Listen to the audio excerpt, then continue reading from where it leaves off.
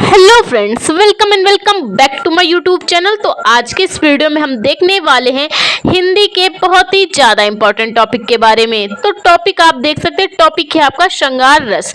तो क्या होता है श्रृंगार रस, सब कुछ आज के इस वीडियो में बताएंगे। तो वीडियो को पूरा लास्ट तक देखना। चैनल में पहली बार आए हैं तो चैनल को सब्सक्राइब कर लेना, ताकि आने वाले वीडियोज़ की नोटिफिकेशन आपको आसानी से मिल पाए। तो एग्जाम में क्वेश्चन कुछ इस तरह से पूछता है, श्रृंगार रस के लक्षण बताइए और उदाहरण के साथ दीजिए, उदाहरण सहित बताइए। ठीक है, तो कैसे आप दे पाएंगे?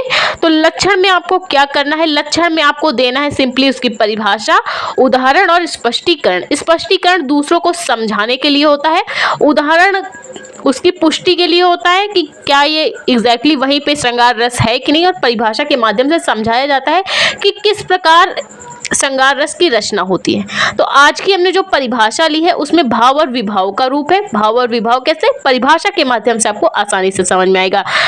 स्थायी भाव होता है, विभाव, अनुभाव, संचारी भाव, इन चार के संयोग से श्रृंगार रस बनता है। ठीक है, तो उदाहरण में क्या होगा, उदाहरण में हम क्या करेंगे, पहले तो इसकी परिभाषा देंगे और बात करें श्रृंगार रस का स्थायी भाव रति होता है। क्या होता है, रति। और उदाहरण में हम क्या करेंगे, अगर उदाहरण में इसका स्थायी भाव रति की पुष्टि हो जाती है तो हम कह देंगे कि यह श्रृंगार रस का उदाहरण है। उदाहरण में हमें करना क्या है, इसके स्थायी भाव की पुष्टि अगर हो जाए तो ये श्रृंगार रस का उदाहरण है। और स्पष्टीकरण हमें क्यों देना पड़ेगा, निष्कर्ष के आधार पे। परिभाषा और उदाहरण से जो निष्कर्ष निकल के आएगा, भाई हमें खुद तो समझना नहीं है कि यहाँ पे श्रृंगार रस है, परिभाषा दे दिया, उदाहरण दे दिया, हमें दूसरे को समझाना है। दूसरा कौन, यानी एग्जामिनर को समझाना है कि यहाँ पे ये चीज हुआ है, कैसे हुआ है, सब कुछ बता के। ठीक है, तो चलिए डेफिनेशन देख लेते हैं। तो इसका स्थायी भाव रति होता है, श्रृंगार रस का स्थायी भाव रति होता है।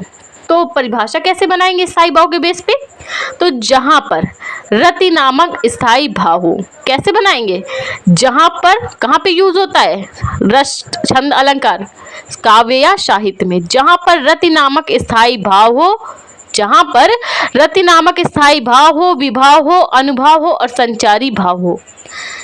तो इन चारों के संयोग से मिलकर जो रस बनता है या रस रूप में परिणत होता है, वहां पर क्या होता है, श्रृंगार रस होता है।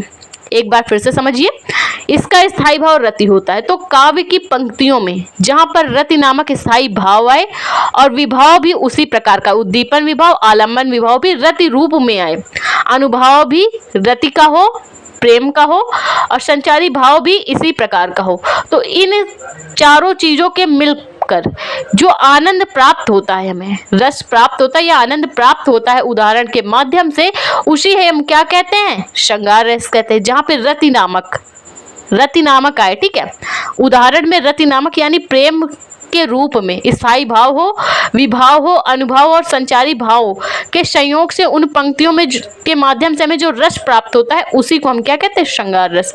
उदाहरण आप देख सकते हैं, बतरस लालच लाल की, बतरस लालच लाल की, मुरली धरी लुकाए, सौ करे भवहन हंसे, दैन कहे नटी जाए। बतरस लालच लाल की, मुरली धरी लुकाए, सौ करे भवहन हंसे, दैन कहे नटी जाए। तो यहाँ पे बात हो रही गोपियों की। गोपियां जो कृष्ण भगवान की मुरली छुपा लेती हैं, ठीक है, लालचवश, ताकि कृष्ण भगवान उनके पास ही रहें और उनसे बातें करें और उनकी अटखेलियां वो महसूस करें, इसलिए क्या करती हैं, बतरस लालच लाल की, मुरली धरी लुकाए, कृष्ण भगवान की मुरली छुपा लेती हैं ताकि वो उनसे लड़े झगड़े और उन्हीं के पास रहें। शौ करे भौहन हंसे, और कृष्ण भगवान जब उनसे मांगते हैं कि मेरी मुरली दो, तो कसम खाती हैं और भौहों से हंसती हैं। भौहों से हंसना यानी कि इशारे करती हैं एक दूसरे को, ठीक है, कसम खाने पर भी वो मुरली कृष्ण भगवान को वापस नहीं करती। तो ये कृष्ण भगवान के प्रति प्रेम ही है गोपियों का, जिसके कारण उन्होंने मुरली लुकाई है ताकि वो उनके पास ही रहे और उनको परेशान करती हैं।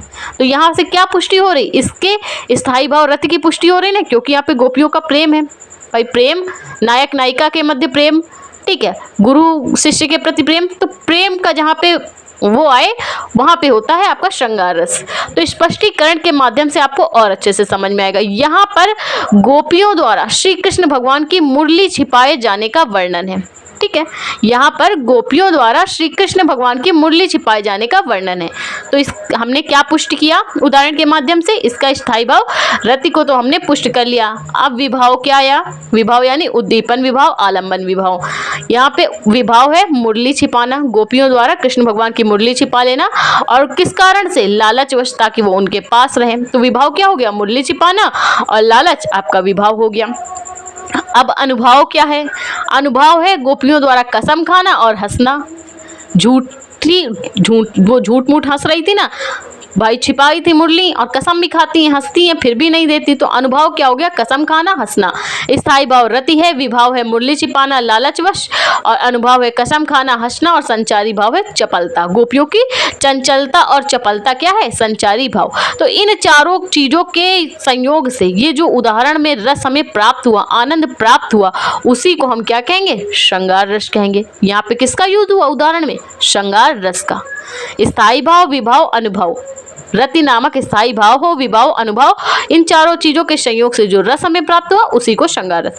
अतः इन पंक्तियों पर इसके स्थायी भाव रति की पुष्टि होती है, अतः यहाँ पर क्या है, श्रृंगार रस है। आई होप आपको श्रृंगार रस की परिभाषा समझ में आई है, उदाहरण समझ में आया है, स्पष्टीकरण समझ में आया है। तो प्लीज वीडियो को लाइक और हमारे चैनल को सब्सक्राइब कर लेना।